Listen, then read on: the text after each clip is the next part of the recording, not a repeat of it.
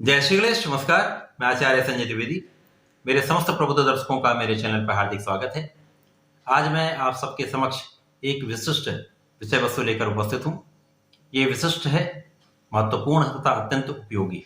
प्रत्येक व्यक्ति के जीवन में इसका महत्वपूर्ण स्थान है।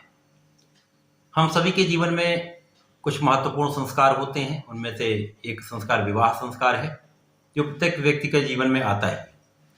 बहुत सारे लोगों के मन में एक जिज्ञासा होती है कि उनके विवाह का समय कब आएगा, वो विवाह के बंधन में कब बंधेंगे। तो आज मैं विवाह के समय को ज्ञात करने का पूरा विश्लेषण, किस ढंग से, कहाँ पर, किस समय में आपका विवाह होगा, विवाह कैसा होगा, उसके बारे में पूर्ण विश्लेषण करने जा रहा हूँ। आप सबसे निवेदन है कि कृपया वीडियो को पूरा देखेंगे तो आपको सब समझ में आएगा, और इस वीडियो को देखने के पश्चात आपको किसी अन्य से अपने विवाह के समय को दिखवाने की आवश्यकता ही नहीं पड़ेगी। मैं सरल ढंग से बताऊंगा, तो आप अपनी कुंडली को देख लेंगे। कुंडली को देखकर ही स्वयं ही जान लेंगे कि आपके विवाह का योग कब बन रहा है, किस समय में आपका विवाह होगा। तो पूर्ण सहयोग के साथ पूरा वीडियो देखेंगे तो पूरा समझ में आएगा। कुछ मूल बातें मैं आपको बता देना चाहता हूँ। ज्योतिष विज्ञान में 9 ग्रह हैं। उन 9 ग्रहों के अनुसार ही 12 राशियां हैं। इन 12 राशियों के स्वामी ये 9 ग्रह हैं। इसी प्रकार से इन 9 ग्रहों में जो 2 ग्रह हैं, राहु और केतु, ये छाया ग्रह, इनके पास किसी भी राशि का स्वामित्व तो नहीं है। तो मूलतः 7 ग्रहों पर ही 12 राशियों का पूर्ण कार्यकत्व है। अब विवाह जो है, विवाह का कार्यकत्व गुरुदेव बृहस्पति के पास है। गुरुदेव बृहस्पति ही विवाह कराते हैं, संतान देते हैं। तो विवाह के लिए महत्वपूर्ण कारक क्या है? गुरुदेव बृहस्पति, आपकी लग्न, उसके पश्चात सप्तम भाव। अब मैं आपको इस मूल कुंडली के अनुसार समझाने का पूर्ण प्रयास करूंगा। ये एक मूल कुंडली है जो कि 1 नंबर से प्रारंभ हो रही है। 1 नंबर को हम लोग कहते हैं मेष राशि। 12 राशियां हैं, 1, 2, 3 से प्रारंभ होकर 12 तक। प्रथम राशि मेष, दूसरी राशि वृषभ, तृतीय राशि मिथुन, चतुर्थ कर्क, पंचम सिंह, षष्ठम कन्या, सप्तम तुला, अष्टम वृश्चिक, नवम धनु, दसम मकर, एकादश कुंभ राशि तथा द्वादश राशि मीन राशि। अब इन राशियों के स्वामी कौन से हैं? अब आप यहां देख सकते हैं, मंगल की जो 2 राशियां हैं उसमें मेष और वृश्चिक के स्वामी मंगल है। इसी प्रकार से वृषभ और तुला के स्वामी शुक्राचार्य, मिथुन तथा कन्या के स्वामी बुध है। गुरुदेव की जो राशियां हैं वो धनु और मीन राशि है। इसी प्रकार से शनिदेव की राशियां मकर तथा कुंभ है। ये मूल चीजें इसलिए मैं बता रहा हूं, यदि आप इनको समझ लेंगे तो आपके लिए समझना बहुत आसान हो जाएगा। मैं बहुत सरल ढंग से प्रयास कर रहा हूं आपको समझ में आ जाए। इसके पश्चात ये जो 12 राशियां हैं उनमें सूर्य की राशि सिंह है तथा चंद्रमा की राशि कर्क है। इस पूर्ण कुंडली में 12 भाग हैं। 1 से लेकर हम स्टार्ट करें तो 12 भाग। जो मूल स्थान है, जो प्रारंभिक स्थान है, उसको पहला भाव कहते हैं। तो प्रथम भाव ये यहां पर है, केंद्र। तो पहला, दूसरा, तीसरा, चौथा, पांचवा, छठा, सातवां, आठवां, 9वां, 10वां, 11वां, 12वां।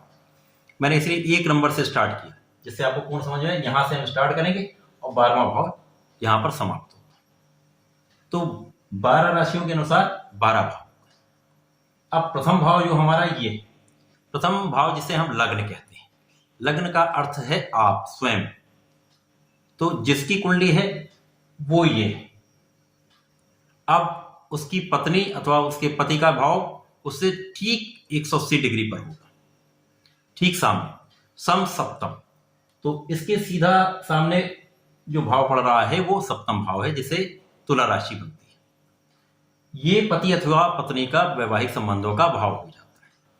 हम इसको देखेंगे, इस भाव को देखेंगे तथा गुरुदेव बृहस्पति को देखेंगे। ये मूलतः इतनी चीजें आपको समझ में आ गई। इसके पश्चात इतना ही महत्वपूर्ण है आपकी महादशा का देखना। जिस महादशा में आपका जन्म हुआ है, उसी प्रकार से कौन सी महादशा आपकी चल रही है, ये आपकी जो दशाएं बनी होंगी, जब आप कुंडली अपनी देखेंगे उसमें महादशाएं लिखी होंगी। तो जो दशा आपकी चल रही होगी उसी के अनुसार हम देखेंगे कौन सी दशाएं आगे बढ़ती हैं। अब यदि हम मेष लग्न की कुंडली के लिए यदि हम विवाह का समय जानना चाहें तो कैसे देखेंगे?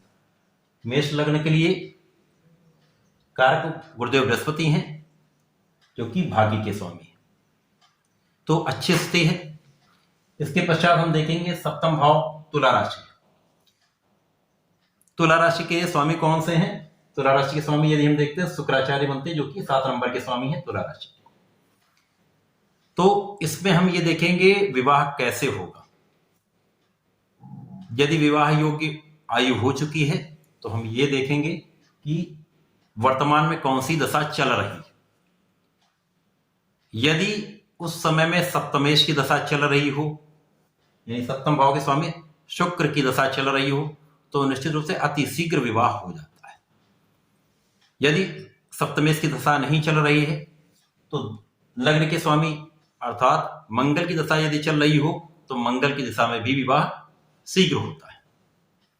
उसके बाद हम देखेंगे कि यहां पर तृतीय दशा गुरुदेव बृहस्पति की हो अथवा शुक्राचार्य की हो, क्योंकि यहां पर मैं एक विशिष्ट बात बताना चाहता हूं कि स्त्री के लिए शुक्र की दशा से अधिक महत्वपूर्ण गुरु की दशा है।